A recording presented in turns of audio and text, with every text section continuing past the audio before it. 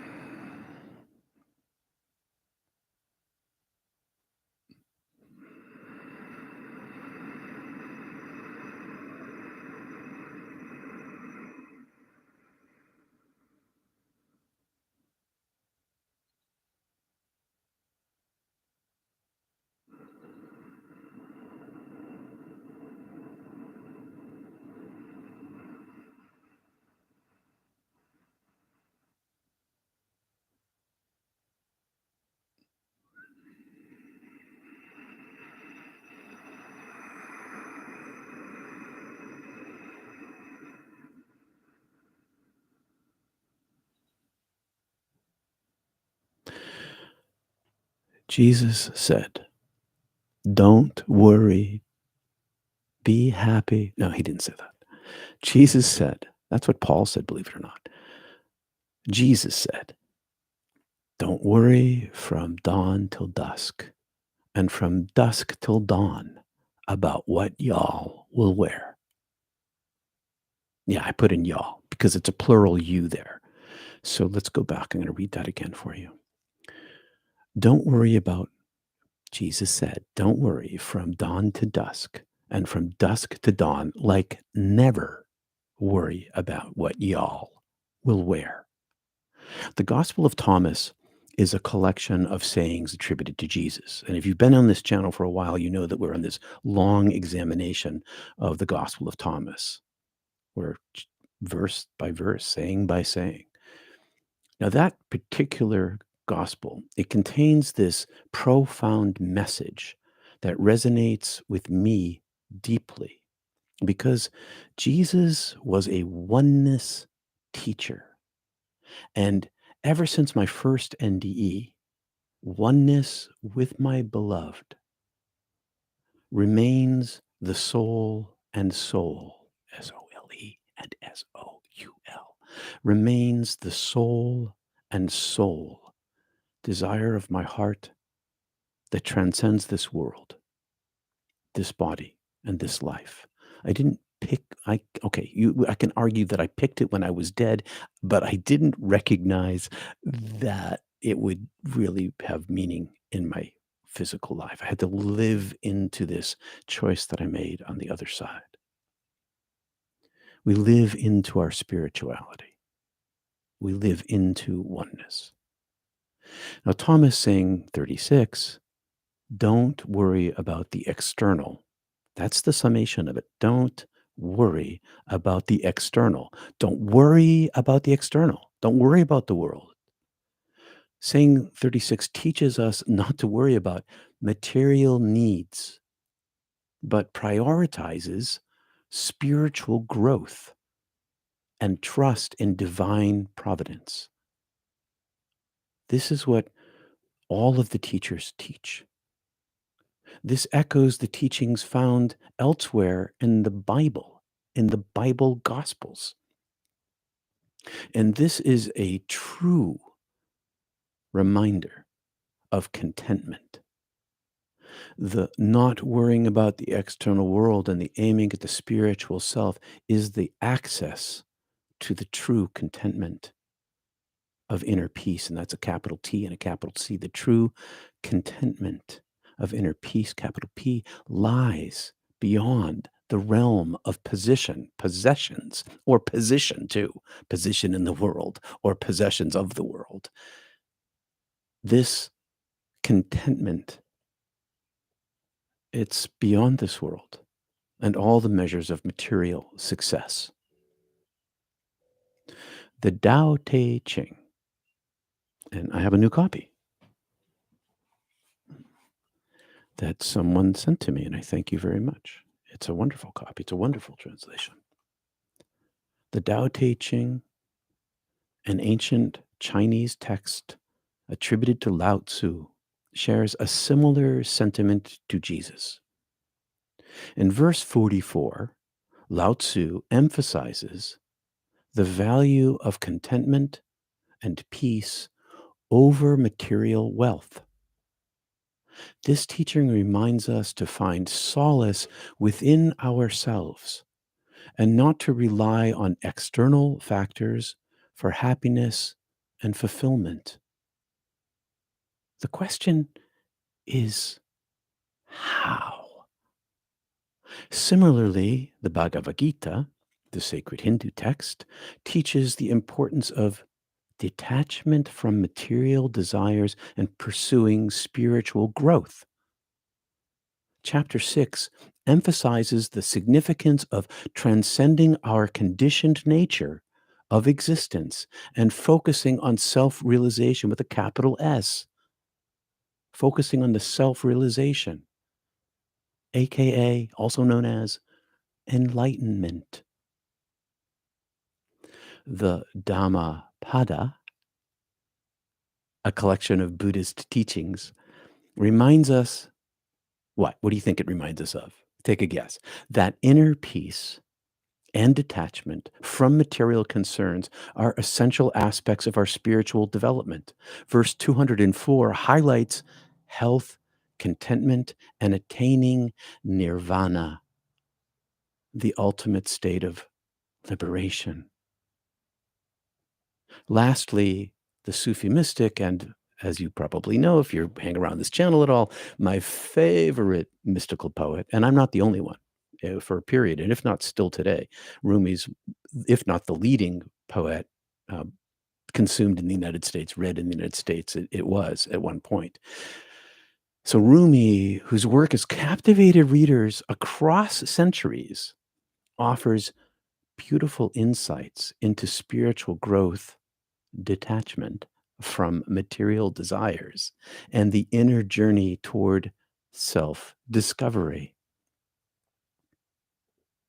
Be like the sun for grace and mercy.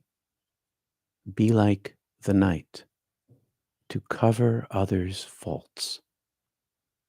Be like running water for generosity. Be like death for rage and anger.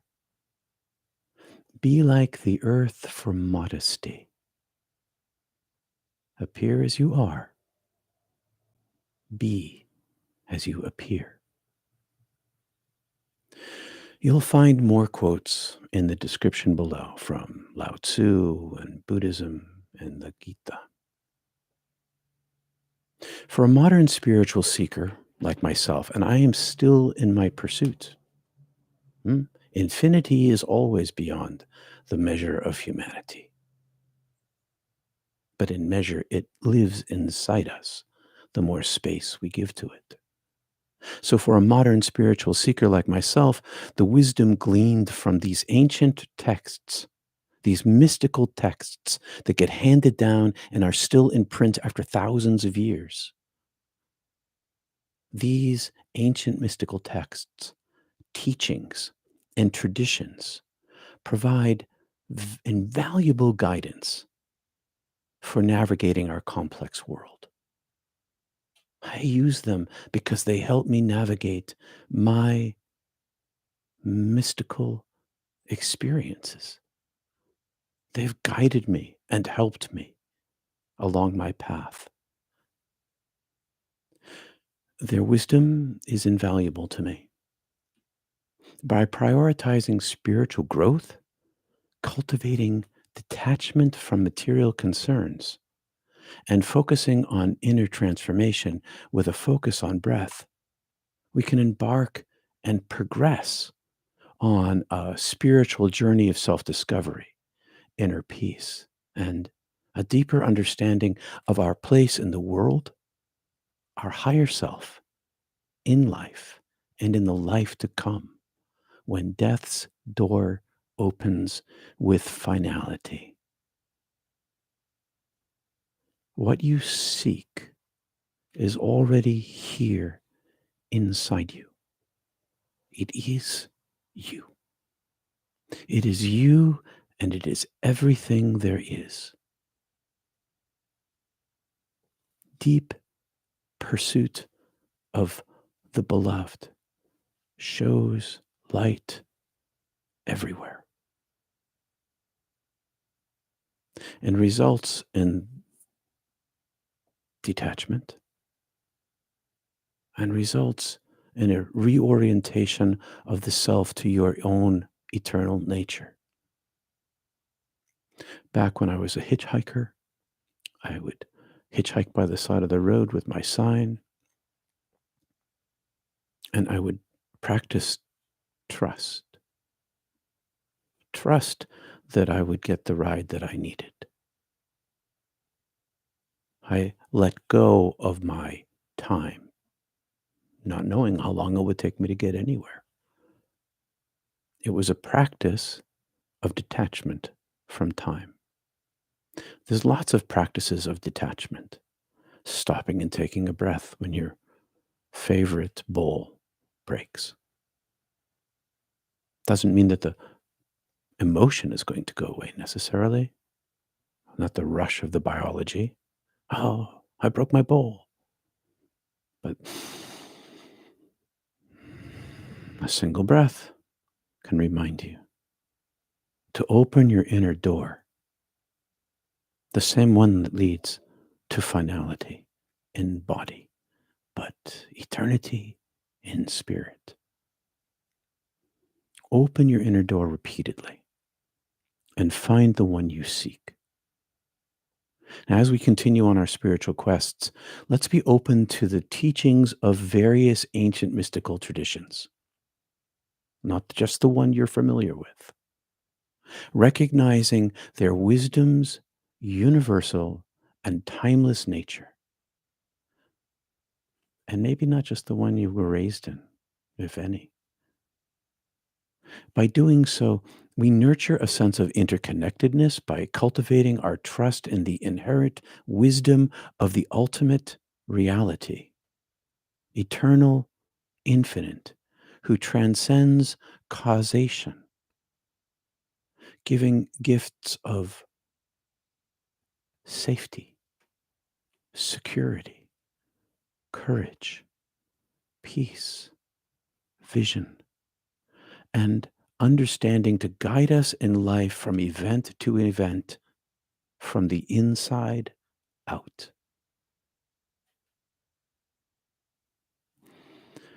May we find solace and guidance and inspiration in these ancient oneness teachings as we strive through our breath to uncover our true potential and live lives of fulfillment and purpose and spiritual growth. Peace, peace is inside of you, and it is you. Thanks for spending time with me this morning. I hope this helped. Thanks especially to my supporters on Patreon, PayPal, Zelle, and Venmo. I literally could not be here for the last 3 years and today without your help. Thanks to you, my global mystical community. Now join us at Mystic Tea Salon at the top of the hour, and you can find the link below in the chat, not in the chat, but in the description. And you can find that link also at peterpanagore.love. Now, once again, thank you for your unwavering support. And I look forward to welcoming new friends into our mystical community as we continue to embrace the wonders of our spiritual journey together. Experience, not belief. Experience, not belief. Thank you, Mary S. Thank you very much for the super chat. Let's see what we got going on over here in the chat. Hey, Sean. Oh, you like the birds? I can turn them back on. Let's see what we hear. All right. There we go.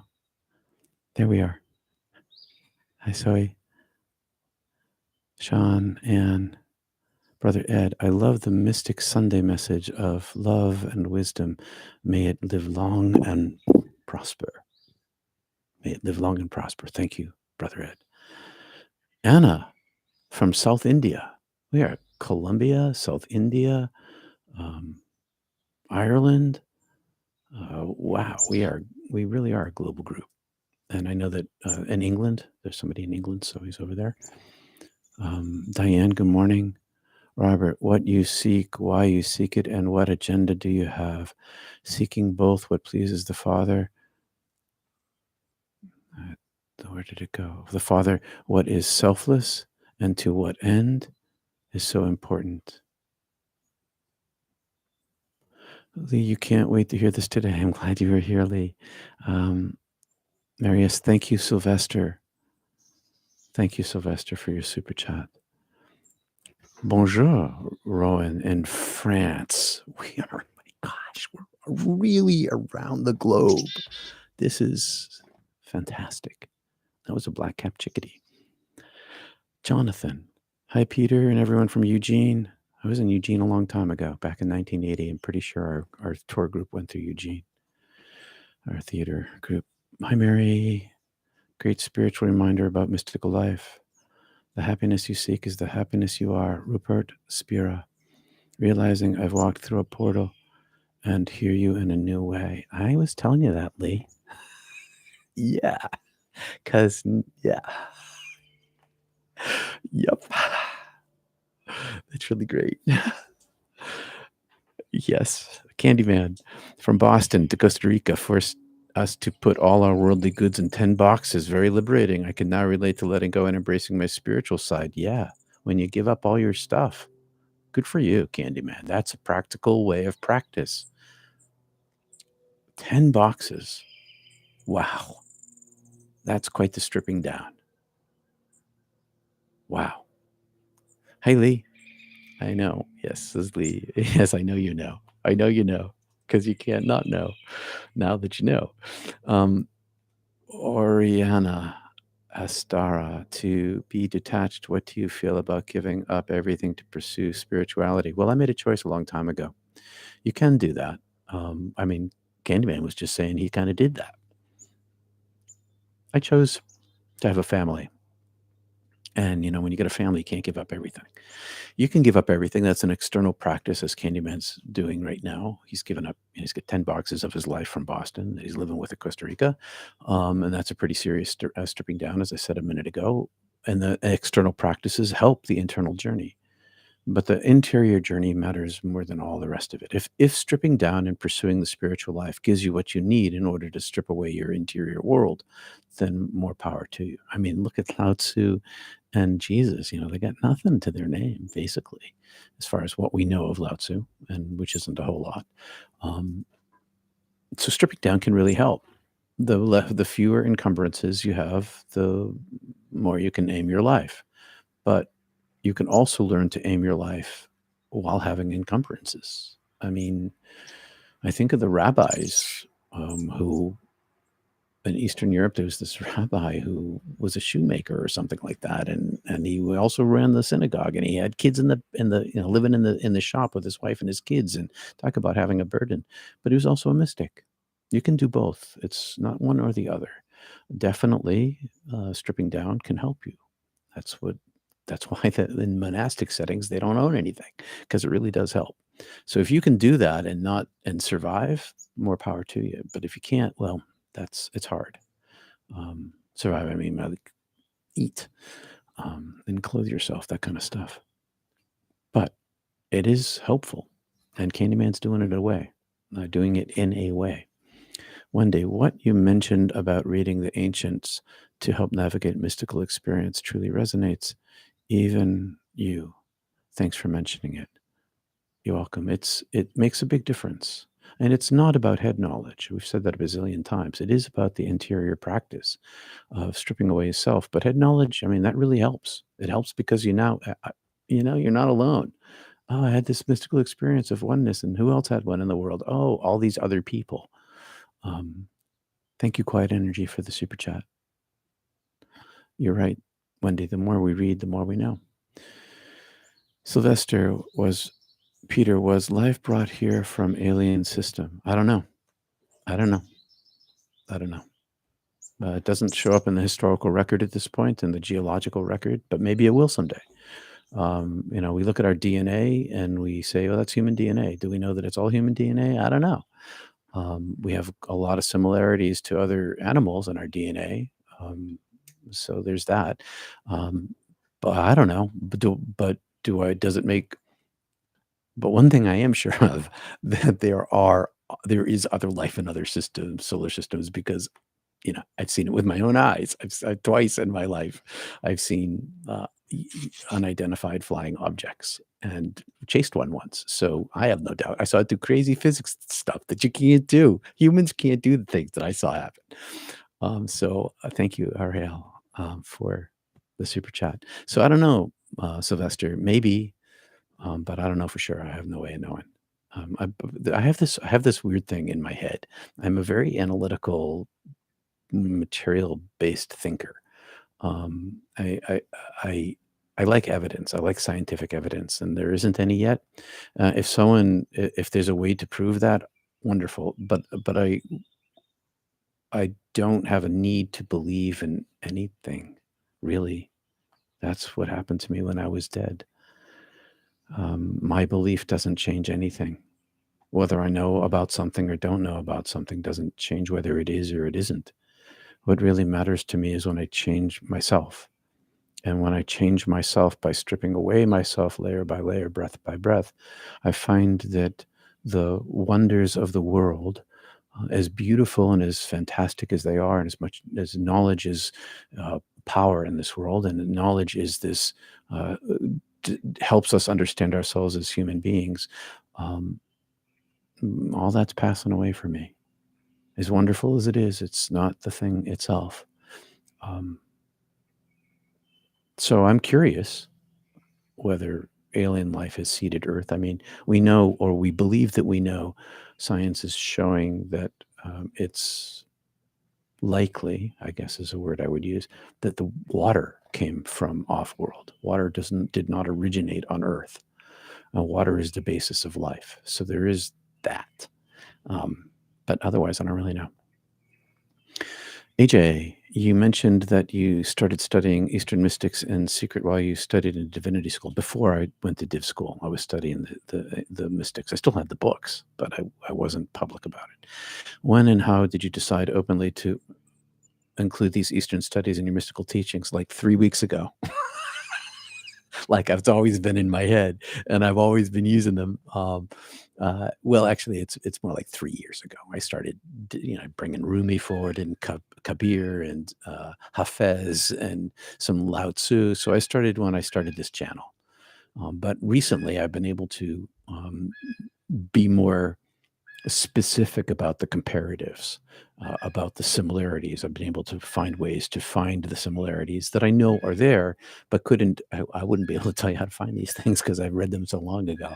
Oh, yeah, I know it's in Lao Tzu, but in which poem is it in? I couldn't tell you that. But now I have tools to help me find that stuff. So that's been really super helpful because one of the things that I think is missing in Christian understanding and is more available in, say, Hindu understanding, we have many gods in Hinduism, all manifestations of Brahman, right? The over God, the oneness of being, the same as Allah, right? The prime mover. But in Christianity, because of the Constantinople and Constantine, I didn't mean Constantinople, but Constantine and the Bible and the Council of Nicaea and subsequent councils, it pushed out all sorts of other possibilities. And it makes it even impossible for most Christians to even read other mystical texts without sinning. So one way to control a populace's mind is tell them what is demonic and make it unavailable for them emotionally and psychologically.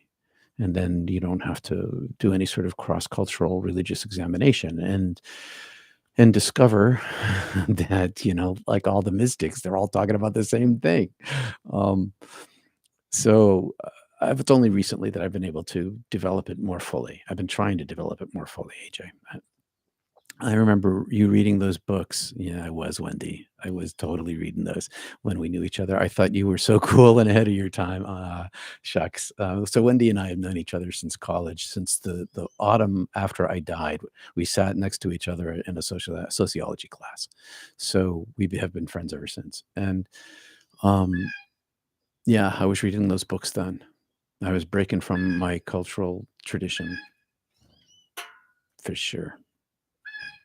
That was so cool. Robert, all evidence is important when one has eyes to see and ears to see. Eyes to listen, eyes to listen, and ears to see. I totally transposed that. I'm going to read that again.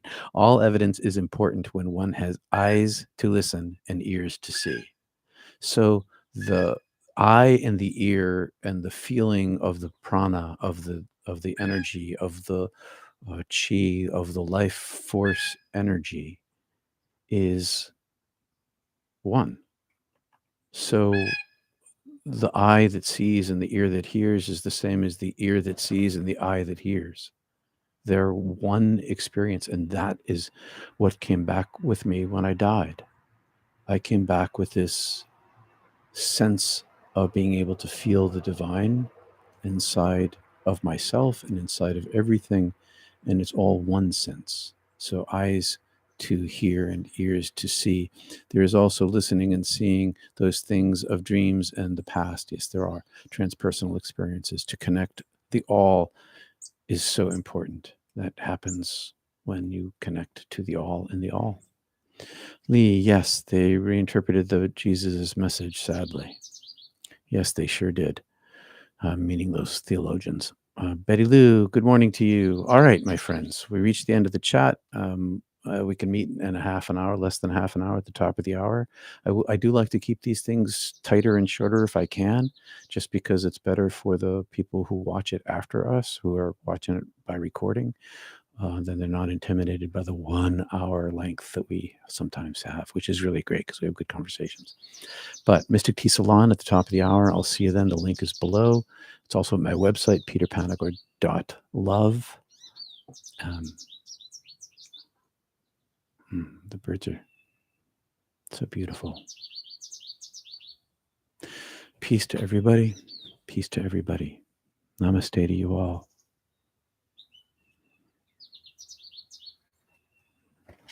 See you soon. Blessings be on you.